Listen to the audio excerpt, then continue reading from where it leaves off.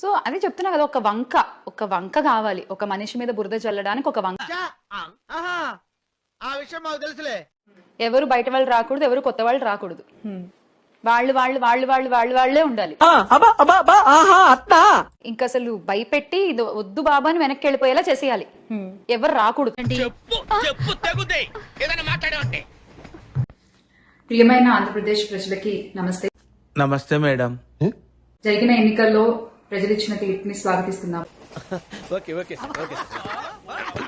అఖండ విజయాన్ని మూటగట్టుకున్న కూటమికి ధన్యవాదాలు. కంగ్రాట్స్ రావు గారు, మీరు డే బై డే దినదినాభివృద్ధి చెందుతున్నారు. సమాధానం చెప్తారని మనం వెయిట్ చేసాం కూడా, సమాధానం ఏమీ రాలేదు అక్కడ నుంచి.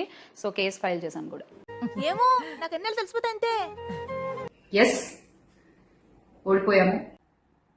ఈ భయం నాకు కావాలి. Maintain this.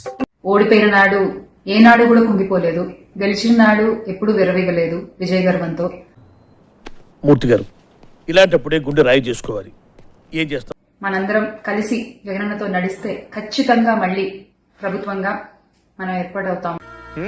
ఇవన్నీ వినడానికి బాగుంటాయి కానీ ప్రాక్టికల్ గా వర్కౌట్ అవ్వవు. ఈ కమెంట్స్ చూస్తూ ఉంటాను అంటున్నారు కదా, అవి చదివినప్పుడు ఏమనిపిస్తూ ఉంటుంది అంటే అది నేను స్టార్టింగ్ లో కొంచెం చదివేదానండి, తర్వాత అసలు నేను అసలు నేను చదవడం మానేశాను. అవునా? అదే బెటర్ ఏమో.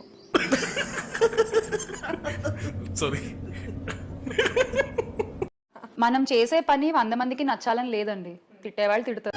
కరెక్ట్, ఇది కరెక్ట్ గా చెప్పావయ్యా. థ్రెటనింగ్ కాల్స్ గురించి వచ్చేసరికి ఎస్, చాలా కాల్స్ వస్తున్నాయి, చాలా బెదిరిస్తున్నారు.